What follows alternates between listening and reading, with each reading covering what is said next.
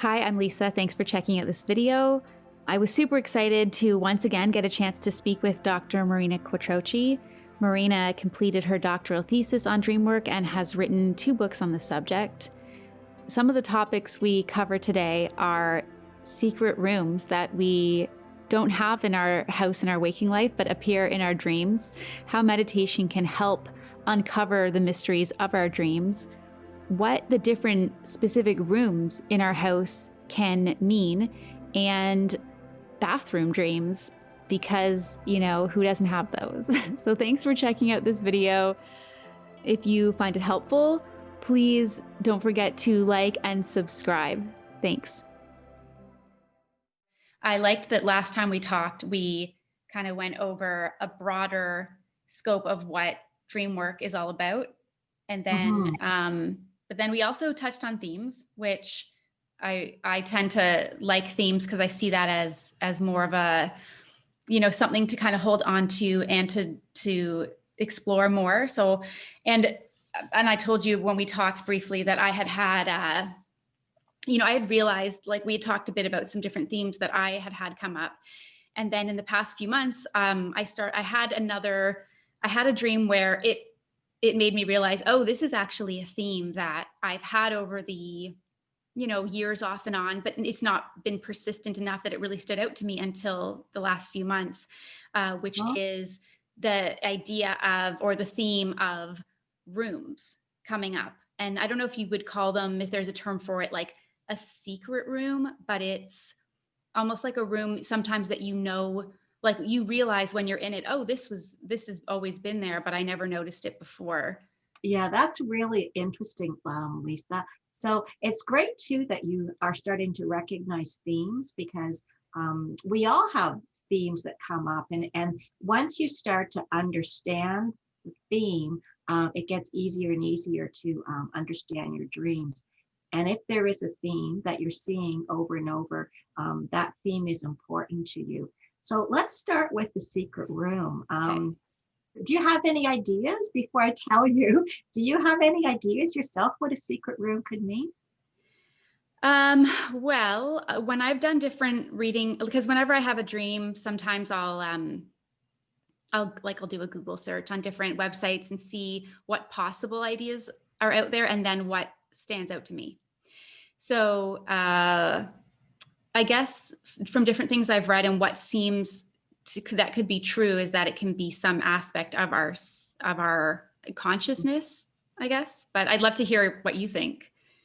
Yeah, it's just interesting because most people do know what the dream means. You because of what you just said. Yeah, you do. But you don't have the confidence in yourself sometimes that that meaning is correct. So a secret room. Well, first of all, I'm going to talk about a house. So a Right. house, when you dream about a house, it represents you. So, in dream work, a house can represent you. Last time we talked about cars, and cars represent the way you move through life. A tree can represent you, a star can represent you. But a house really, really represents you, because most of us grew up in a house, and that house was where we formed our foundations and our personality traits and our skills. So the house you grew up in, or any house in a dream, represents who you are, all your emotions, all your past. And if there's a secret room in the house, then that is really, really great, because it's what it's indicating, Lisa, is that there's this aspect of your personality, or it could be a talent, a skill, an ability, a career move you're going to go into, but there's some aspect of your personality that you haven't explored or you haven't gone into, like going into the room. And it's kind of telling you, now you're aware that you have this secret personality or the secret aspect or the secret skill that you haven't been accessing, but now you're aware, and you can try things out and see what this secret room is. You might know, like maybe there's something that you've always wanted to do, but you just haven't had time to do it. Or it could be an aspect of your personality that you're now developing. But there's something inside you, something internal that you have just kind of not had time for. Like sometimes we don't have time for a certain room in our house. So you haven't had time for this in the past, and now you do. But it's important, when you have kind of like a secret room dream, that you meditate, or you think about, what could this be? What aspect of my life have I just kept hidden away? Okay. Does that make Um, sense? yeah, definitely. And so, and then I'm curious in terms of where the room may be located, right? If it's an attic room versus a room on your main level of your place versus a basement room, if that has any significance. Yeah, it has great significance. So every room in your house symbolizes something different. So do you want me to go through all the rooms, like, because we can do the basement to the Yeah, attic, let's go. Well, or when you have this dream, is it in a specific room, or no? Because it could be just kind of a ambiguous room and you're not really sure what room it is, but it could be a specific room in your house. And if it is a specific room in your house, then that has more meaning to it. okay, yeah. So this for me, because I thought about it a little bit since, because it was about a month and a half ago now, and it was a room on my main level of my house that was kind of where there is a wall. Instead of there being a wall, there was a hallway, and then within that hallway there was a room and another bathroom and like a kitchen. It was almost like another little apartment. But and we can get into this other aspect of it at some point. But the weird thing was, unlike other dreams where there's been a room, I mean, there's always something you find in the room. In this Mhm. dream, the place was, it was haunted. It like the lights Okay. were flickering. I felt sort of I didn't see a ghost, but I felt like a spirit. And so I'd never experienced anything like that. And I felt scared in the dream. And I've done a Okay. little bit of looking into that since. And the idea that it could represent, like the ghost aspect could represent some kind of hidden script that has existed throughout my life, maybe Mhm. from childhood, or something that's coming up that I haven't worked through, is a possibility that I've kind of come to with that particular thing. Yeah, that's exactly right. That's great. Yeah. So a ghost, it can be sort of different things, but I like to think of a ghost as one of sort of three different things. One, it can be the things that come back to haunt you. Mm-hmm. So if you think of the movie with the Christmas Carol with Scrooge, and he had three ghosts of Christmas past. So Mm-hmm. these were the aspects of his personality that were really regrettable or not very honorable, and he had to sort of go back and examine them. So if you dream about a ghost and you're sort of afraid of the ghost, then the ghost could represent your fears or emotional issues that you've buried and haven't let surface.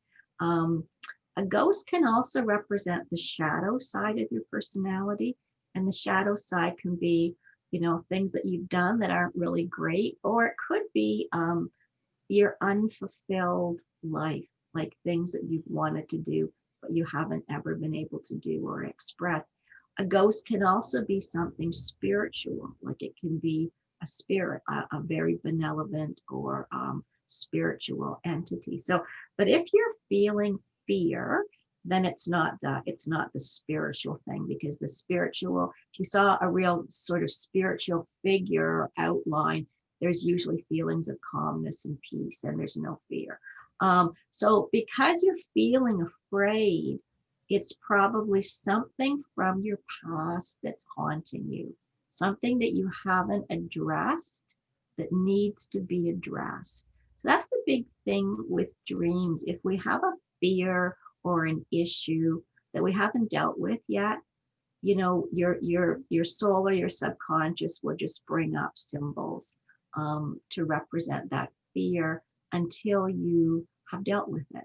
So that's kind of food for thought for you. We don't want to, delve into what all your issues are, but Yeah. you can think about it.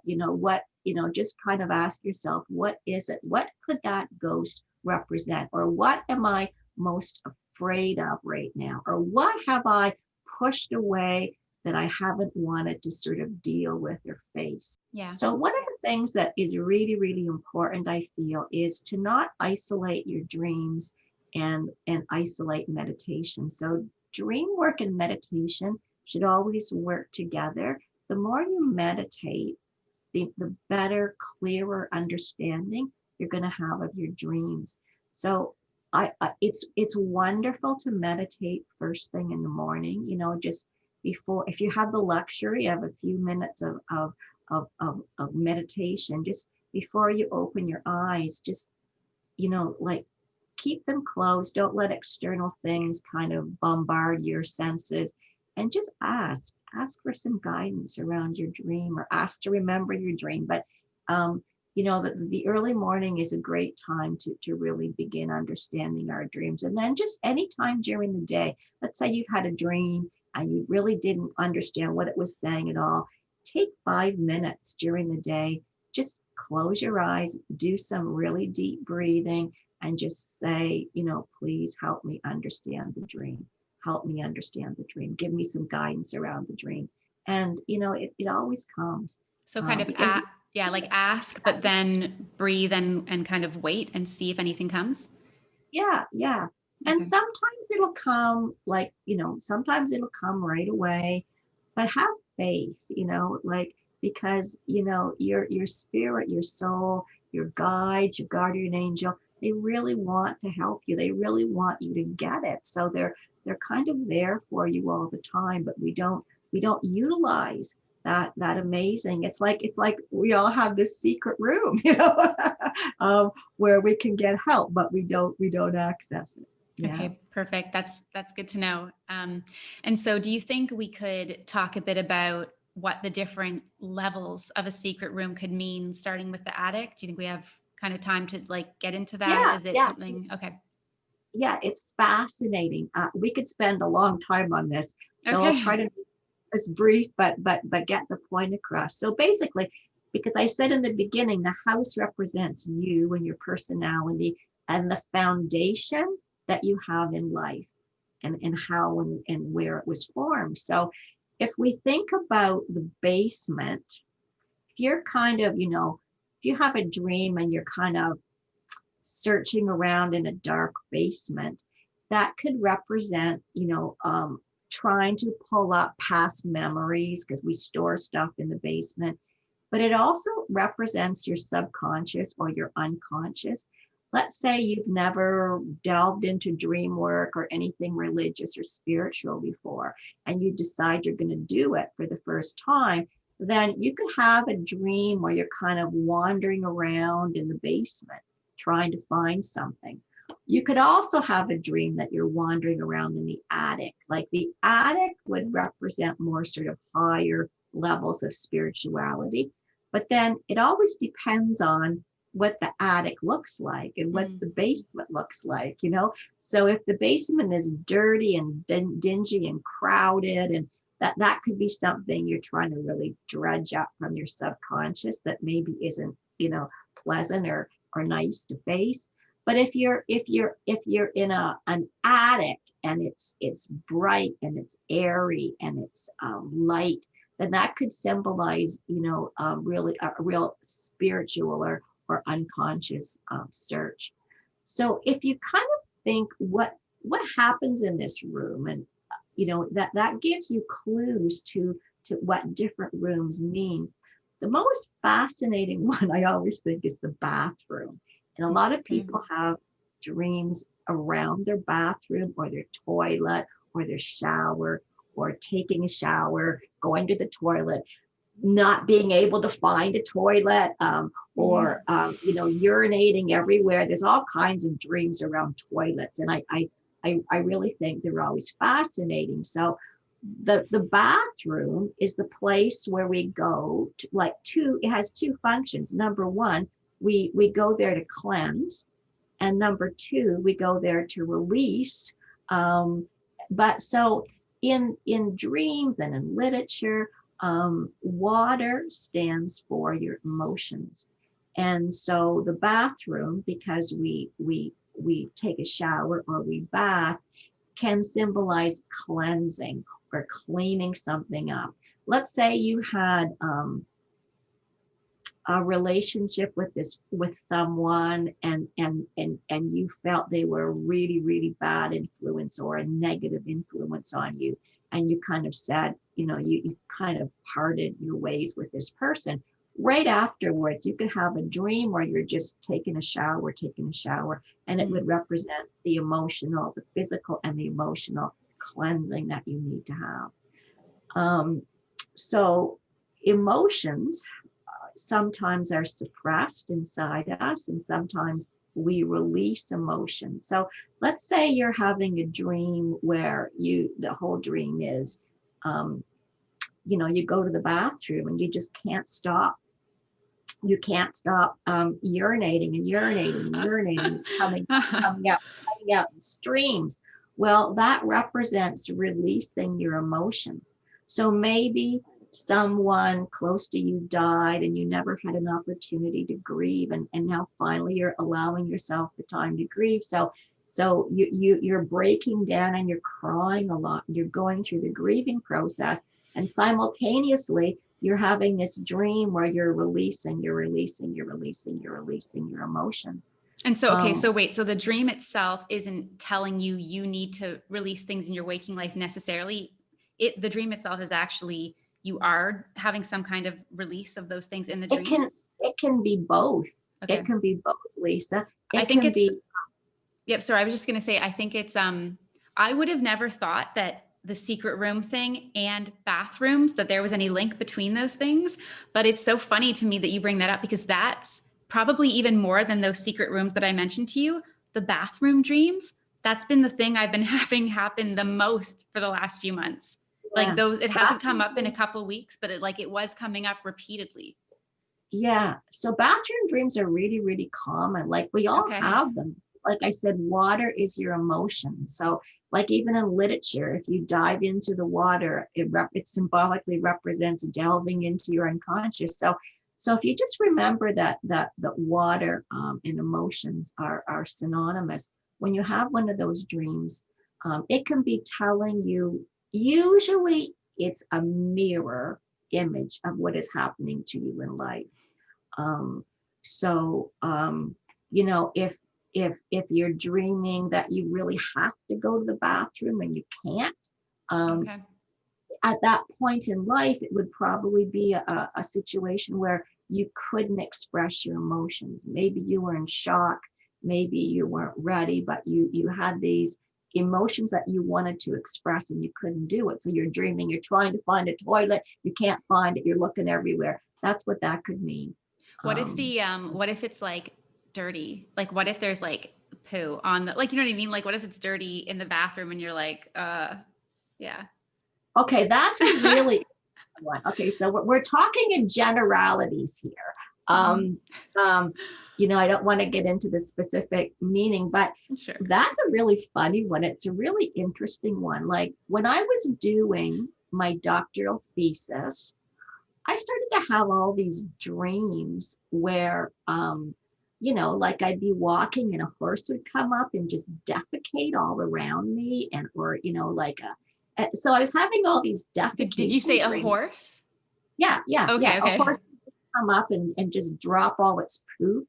So I had 3 different dreams in a row where, there was all this literally this shit around me. And it wasn't like really smelly or unpleasant. Like it didn't smell bad. And it was more like, when I thought about the dreams, it was more like, oh my God, I was just kind of surprised. I wasn't grossed out or anything. It was just like an observation, Yeah. So Carl Jung, who is a famous dream, interpreter or analyst, believed that he had this really famous quote: "The hand of God is in the shit."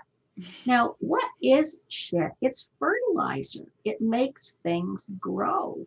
And we all have this other expression about money that he was or she was rolling in it, So it can represent something that is going to be good, like something that is going to happen in your life that is going to be good. Now, it can also represent money.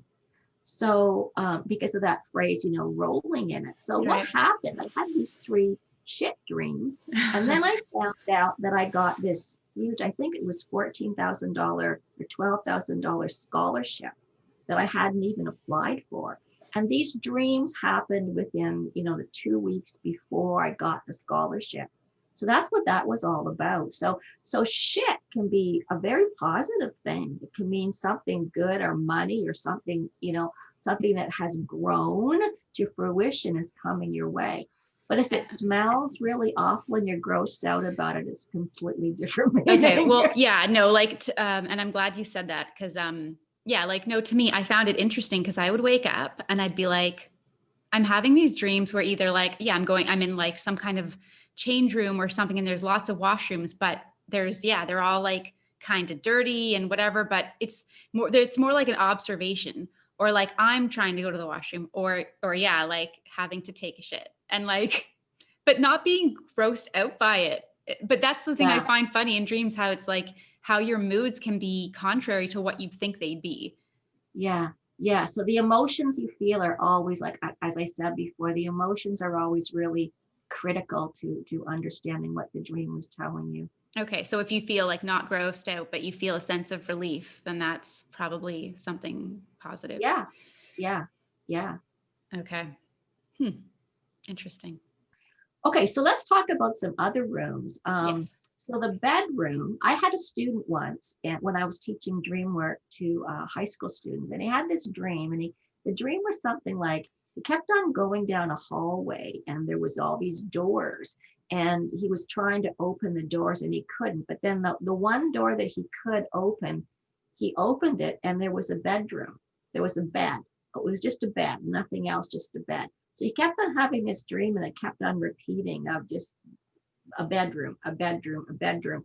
And he realized like he was a real high achiever and he was doing a lot of things and he wasn't getting any sleep. He was only Mm. sleeping for a couple of hours a night. So what the dream was saying to him over and over and over again is you need to rest, you need more sleep, you need to go to bed, go to bed, go to bed, go to bed was what the dream was saying.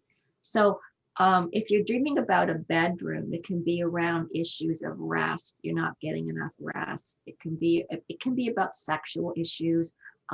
It can be about not relaxing, not letting yourself go. Um, so that's usually what bedroom dreams are about. Now, kitchen dreams. So kitchen dreams are the kitchen is the place where we usually nourish ourselves and take things in that nourish us. So if you need some sort of like literal nourishment or you need nourishment symbolically somehow, like you might just need companionship, you'll dream about a kitchen. So when my mother died, I was in my late 20s and I kind of needed mothering still. So for years afterwards, I would have dreams. It was just like me and my mother sitting at the kitchen table talking. And it was kind of really nice. So I was getting that nourishing motherhood from her in the dream state that I couldn't get in physical life. Um, so that's what kitchens briefly are usually about. The dining room is usually a place we eat in the dining room, but it's more about uh, family and friends and gathering and the need for companionship and maybe discussion and things like that. Um, what else? What rooms have we missed? Yeah, I think I think those we've are the gone through main them. ones. Okay, so it sounds like, yeah, so that's helpful. I think that's helpful for me to know, and I'm sure for anybody to know that depending on the room, I hadn't even thought about that, like the specific kind of rooms. When I was thinking about us speaking, the idea of each room having its own meaning hadn't occurred to me. I was kind of thinking more in terms of, and that's why I'd brought up like, basement, main level, attic, because I was thinking in terms of levels versus rooms. So that's helpful to know. Yeah. Yeah, it can be levels too. the different levels that you're at can represent different levels or stages of awareness in your consciousness. So yeah, there's a lot to it, but it's very simple when you just kind of look at your life and think about what's going on in your life. Yeah. Okay. And so, but you had kind of said like, whether it's a basement dream or an attic dream, it can depend. It just really depends on what is happening in the dream and what things look like and how you feel.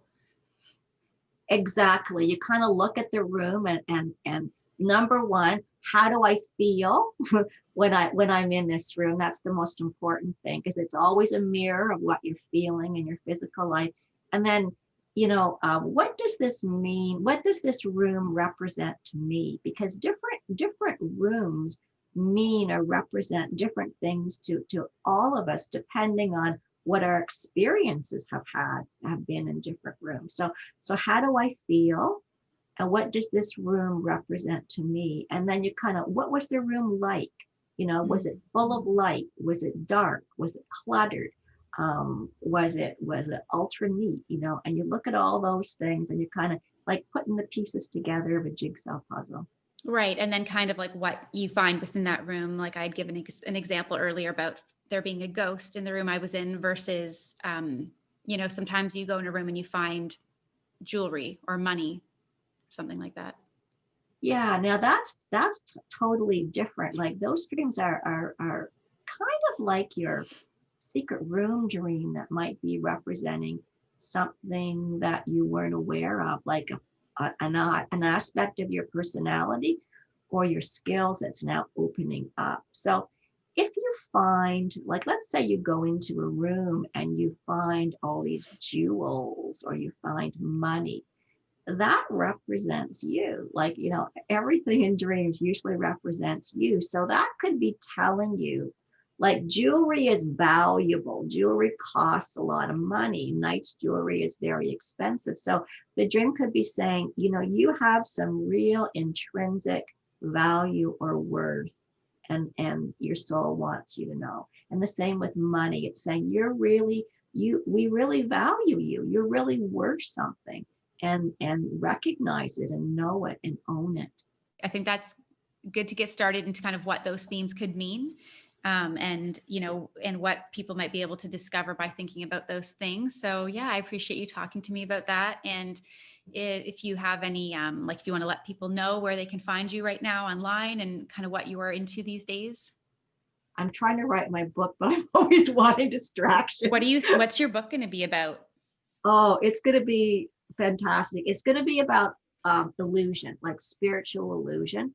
So I'm going to talk about illusions about God, our fears, how all our fears are illusions, illusions about heaven, illusions about hell, illusions about reincarnation, synchronicity and luck. I'm talking about the masculine and feminine, but mostly there's this theme all through it about truth. Like, how we really know if something is true. Oh my and gosh, how to connect with our own truths. I'm so excited for you to write that. I've been working on it for like 5 years, Lisa, and it's kind of like I keep on getting, like, I'll work on it really like crazy, and then I'll stop for 6 months so I can just garden all the time. Yeah. So I've been going back and forth, and it's kind of like I gotta finish it. I gotta finish it this year. And so what is illusion? When you say illusion, what does that mean to you? Oh, for an example, what I'm trying to have people understand in the book is we think that the earth and being on earth and living in a physical body is what's real. That's reality, but what I'm trying, it's a real thinking of outside the box, what I'm trying to get people to understand in this book.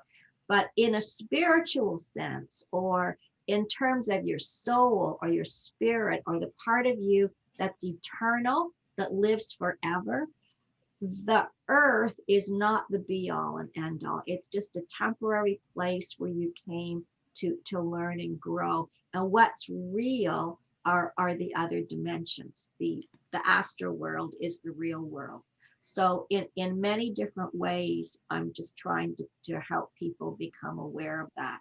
Okay. Um, And when you because say, sorry, go ahead. go ahead. When you say you, I think, I don't know if I'm saying this correctly. Did you say illusion of God? Mhm. And okay, and what does that mean?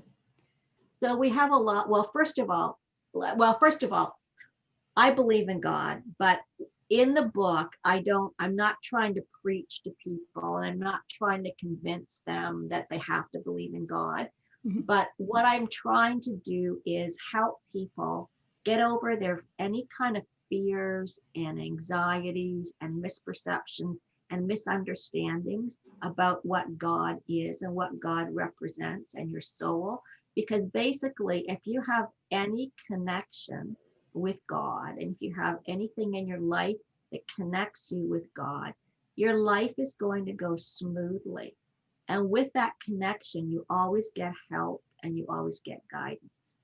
If you are afraid of God, or you think God is this horrible, horrible being who is vengeful and starts wars and has favorites, then you're living in illusion and you're living in a disconnected state.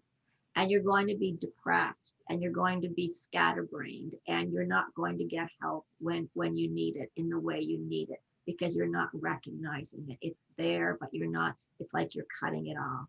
So having a relationship with God, or if you don't believe in God, with your soul, with your spirit, with the universe, is important. It's paramount in order for you to feel happy and grounded and not to fall into depression. Okay. It's the real cure for all of the psychological problems that people have right now, and it's so easy, and we just don't realize it. Okay. Well, I'm super excited for you to write that book because I want to read it. Yeah. Yes, that'll be Yeah. great. I hope we Um, can maybe do some interviews when I finish the book, or an interview. Yeah, because I'm really passionate about this. But if anyone would like to do dream therapy with me, I'm certainly willing and always happy to do it. So you can go to my website, which is www.marina, Marina, Quattro, Quattro.com. So Marina Quattro, all one word. And there's a section there about dreams and doing dream therapy. So yeah, I'm always working with dreams. I've been doing it for so long, but it never ever ever gets dull or boring. It's always exciting and new and wonderful to do. Perfect. Okay. Well, thank you so much, Marina. And I'll put a link to that in the notes as well so people can find you easily. Okay. Okay, thanks so much, Lisa. Perfect. Nice to talk to you again. You too.